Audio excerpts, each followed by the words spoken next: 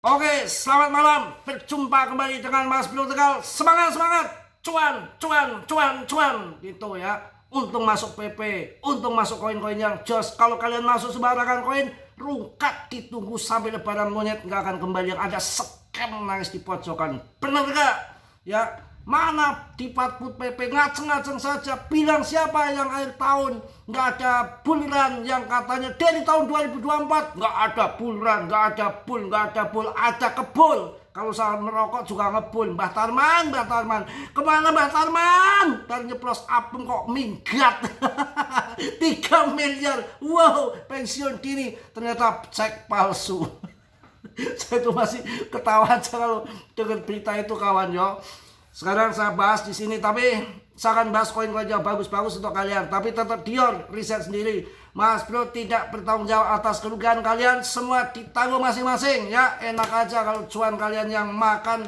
Giliran sangkut sayang dijadikan fatfood. Ini kemarin kan gara-gara Mbak Katram, spekulasi saja cincau lah sama si Jinping. Kalian tahu nggak pesanannya Wall Street ini sama BlackRock ini? Bisa-bisa narasi saya loh. Tahu-tahu habis harga dibanting, hari ini ada pengumuman Wall Street mau masuk 2,5 triliun dolar, kawan. Duitnya sepira gue. 2,5 triliun. Wall Street siap lagi mencairkan dana, kawan. Terus gila pokoknya ya. Dan saya akan memberikan info yang menggelitik saya. Jadi yang di grup saya, awal bulan kemarin diperkirakan ya sekitar Maret lah ya, belum sampai tahun kemarin. Itu saya menemukan koin yang unik dan berdasarkan histori. Silahkan kalian masuk, gak usah banyak-banyak, 10 biji aja, 10 biji. 10 biji itu harganya sekitar waktu itu 3 juta. Saya kan selalu ngasih maksimal 3 juta aja. 10 biji harganya masih 300 ribu. 10 biji, tapi jangan dilihat-lihat loh. Jangan banyak-banyak sampai ratusan juta. Kalian tengok nanti dibanting malah kalian CL. Ini target akhir tahun. Ternyata si koin dasmu canda loh, canda. Koin das. Saya ingatnya dasmu mulu ini. Koin das ini ya, ini udah 900 ribu. Kemarin 300 ribu, kawan. Mbah Tarman GPA. Das ini 800 ribu. Naiknya gila 900 ribu ya. Ini koin yang listing dari dedengkot pas zaman adanya kripto, kawan. Percaya nggak kalian? Ini tanda-tanda unik loh. Ini tahun 2013 kalau nggak salah. Paling lama, paling cepat 2014. Kayaknya tahun 2014 itu kalau lihat datanya. Di sini 2014 ya datanya itu. Kalian tahu koin das ini das. Ya, ini koin pertanda, ini koin unik, koin dedengkot, koin keramat. Saya nggak sarankan kalian masuk mau sangkut. Saya kalau nyarankan jauh-jauh hari, mending kita menunggu lama, nggak ada 1 tahun, tapi cuannya luber daripada kita main koin-koin. Kalian ngasang ya masuk grup saya, hantam koin yang nggak kayak gini, nggak tahu. Kalau saya ada pepatah begini, kawan. Ya, di mana dukun yang paling sakti? Tidak ada. Dukun yang paling sakti adalah badan sendiri. Nggak perlu pakai cari-cari sana-sana. Riset sendiri itu akan lebih baik. Bener, riset sendiri. Hati kita yang mainkan. Dibaca, dilihat historinya. Ini kan barang kasat mata, bukan barang gaib. Begini saya kasih ngerti. Das ini notnya itu dipakai double knot. Ini double knot. Contoh, saya kasih koin waktu itu banyak yang untuk long invest, koin yang sekarat tapi bangkit lagi. Koin sekarat kayak HNT itu project FTX bangkrut ya, mau habis itu dipakai Solana apa itunya notnya, kemudian bam lagi harga 7.000 kan, market capnya sekitar 735 triliun kalau nggak salah, dengan harganya sekitar 18.000 kalau nggak salah saya bahasa ente. Itu meledak sampai 100.000 lebih pada waktu itu. Terus koin Bitget ya, ada TKO Bitget juga saya bahas TKO. Jadi itu histori koin yang memang lagi hip exchange-nya, onggrokan selalu pump tinggi. Dan berikutnya L-Bank, tapi L-Bank ini mampus kelihatannya nggak laku, nggak naik ya. Jadi ini das ini ya, waktu tahun 2017 harganya itu sampai kalau nggak salah ini 17 juta das. Yang kemudian waktu tahun 2021 itu hampir 6 juta. Artinya ini koin pertanda jika muncul koin ini akan buluran. Memang koin ini terbangnya saat bull saja 4 tahun sekali. Ini kemarin kalau yang masuk 300.000 ya udah cuan 350%. Wow, 5 juta udah menjadi 20 juta hampir kan. Lumayan, tinggal nungguin 5 bulan doang. Jangan ngasal. Ya itu salah satu koin das. Ini siapa yang bilang nggak ada altcoin season? Altcoin season di depan mata. Kripto Amsterdam berikan analisis siklus pasar kripto terkini kawan ya. Mengutip tweet yang dibagikan oleh analis kripto Amsterdam, pasar kripto saat ini berada di titik kritis dalam sebuah siklus besar Bitcoin. Telah memimpin rally besar sejak awal tahun, namun tanda-tanda mulai terlihat bahwa dominasi Bitcoin mulai melemah dan memberikan ruang bagi altcoin untuk bangkit gitu ya. Menyedak didol, sogok-sogok ngeri-ngeri katanya. Mbak Tarman. Kripto Amsterdam menilai kondisi pasar ini memiliki kemiripan pola dengan masa sebelum all season besar pada tahun 2020 ketika altcoin melonjak setelah crash COVID-19. Apakah sejarah akan berulang? Mudah-mudahan ya. BTC dominan memahami siklus kripto dari dominan Bitcoin ke all season. Menurut tulisan Kripto Amsterdam, dalam sebuah siklus kripto Bitcoin biasanya memimpin sekitar 90% dari perjalanan pasar bull, sementara altcoin tertinggal di belakang. Dominasi Bitcoin BTCD meningkat seiring rally harga Bitcoin, sementara sebagian besar altcoin tertekan.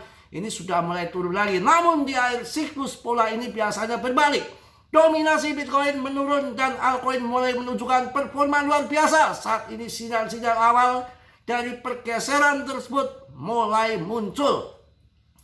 Dominasi Bitcoin mulai menurun di zona penting. Ethereum naik 7% menunjukkan penguatan signifikan terhadap Bitcoin. Banyak altcoin mulai merebut kembali posisi di rentang harga bawah. Mereka bertanda awal masuk ke tahap displayed sebelum potensi tren naik baru. Tahapan tipikal siklus kripto mencakup bull, harga membentuk, kemudian bear, akumulasi, displayed, kemudian crash COVID-19. Ini adalah saat tahap akhir akumulasi. Ya, ini. Oke, strategi investor sabar dan selektif. Meskipun banyak sinyal terkini teknikal menunjukkan potensi all season, analis memperingatkan agar tidak terburu-buru masuk pasar. Strategi utama adalah menunggu stop yang jelas seperti Rex claim di rentang bawah konfirmasi ya, ataupun breakout di level resisten utama. Gunakan spot trading, hindari lepret jika karena volatilitas masih ekstrim ya. Kemarin juga banyak ya yang kena. Eksekusi jarang tapi presisi tunggu. Momen ketika pasar panik, justru disitulah peluang terbesar muncul. Kayak kemarin itu kan panik, justru itu muncul masuk altcoin. Baru 1 hari sudah cuan luber begitu. Polygon jangan dilupakan. Polygon Magnus udah cuan luber saya Polygon. Luar biasa ya. Kemudian itu salah satunya. BTC ETH bangkit usai ya hancur terbesar sehari dalam sejarah kripto. Alasannya apa? Yang terjadi hari Jumat kemarin, Bitcoin anjlok ya. Dalam waktu sekitar 7 jam Ethereum menyentuh titik terendah. Solana hancur, likuidasi mencapai hampir 20 miliar dolar. Ya, gila, dengan 16,7 miliar dolar berasal dari posisi long, dan 1 jam hampir 7 miliar dolar hilang dari posisi derivatif. Pasar saham global ikut tergoncang. Nasdaq turun 3,6%, S&P 500 turun 2,7%, Dow Jones turun 1,9%. Itu yang terjadi. Presiden Trump berkutakan membatalkan pertemuan dengan Presiden Cina Xi Jinping dan mengumumkan kenaikan tarif besar-besaran pada produk Cina, menyebabkan menyebutnya potensi menyakitkan bagi warga AS. Langkah ini dilakukan setelah China memberlakukan pembatasan ekspor mineral langka bahan penting dalam teknologi tinggi. Namun menjelang akhir pekan China mulai melunakkan sikapnya dan pasar pun merespon dengan pemulihan cepat. Apa kata Katalis? Ini adalah pesanan mereka ini dibayar berapa Mbak Katram? Kok jadi batal man piye Pak Katram? Apa kata analis? Wah benar-benar lonjakan Ethereum 11% adalah hasil short covering dan main reversion setelah pasar beraksi berlebihan terhadap kabar tarif Trump. Ia juga mencatat bahwa tekanan jual sebenarnya tidak sepadat yang terlihat dan volatilitas dipicu oleh para trader derivatif yang terlalu banyak menggunakan lepret. Saya kesel banget pesanan mereka betul-betul kawan. Ini yang di grup saya kan banyak pada pasang order P harga murah. Di PP ini nggak dikasih, nggak dapat harga. Kan ontol-onyet mereka yang borong, kita itu setelah stabil baru dapat harga. Kurang ajar bener. Itu yang terjadi ya. Pokoknya siap bull run lagi. Tom Lee dari Fondras ya, Fondestrat ramalkan harga ETH bisa tembus $12.000. Waduh, pokoknya ETH kalau nggak dipam bahaya, malu ya, maka akan kehilangan kepercayaannya. Yang mana pada lari BNB tanpa ada ETF, pam ya pam saja. Udah saya bilang kalau pengen santai nggak buru didam, kalian masuk BNB. Tapi udah saya nggak sarankan kalau sekarang saya terserah kalian, saya udah nggak tanggung jawab. Kalau saya mending kayak Keong, 1 tahun nggak apa-apa masuk atau 6 bulan masuk, itu menurut saya lebih cuan banyak. Kalau ada turun kita nggak rugi. Begitu, jangan asal ya. Kemudian Tom Lee yang menjabat sebagai ketua di perusahaan pembendaraan Ethereum. Ternyata ini si Tom Lee ini menjabat sebagai perbendaraan Ethereum. Bitmain mengungkapkan dalam wawancara dengan CNBC bahwa penarikan pasar yang terjadi baru-baru ini sudah terlambat. Oh berarti pantesan ini memborong besar. Ini Tom Lee udah mulai ngamuk ini. Malu. Nanti mau dibawa kemana? ETH ini? Asalan mulu si Vitalik sih. Ini bahaya, bisa-bisa investornya bubar. Ini ngamuk ini nanti. Dipam gila-gilaan sama Tom Lee ini. Nggak mau kalah sama Binance ini. Kesempatan emas ini untuk PP terbang ya. Pokoknya PP masuk. Kemudian yang punya duit ETH. Yang bokek PP. Kemudian masuk di koin-koin Uniswap ya, ada ARP, Polygon. Tadi udah saya jelaskan koin Lenia ya, seperti ARP, OPSU itu Lenia baru, tapi setelah airdrop kan turun sama. Pokoknya yang baru kalian bisa masuk, tapi untuk syukur-syukur akhir tahun untuk jangka panjang masuk jangan banyak-banyak.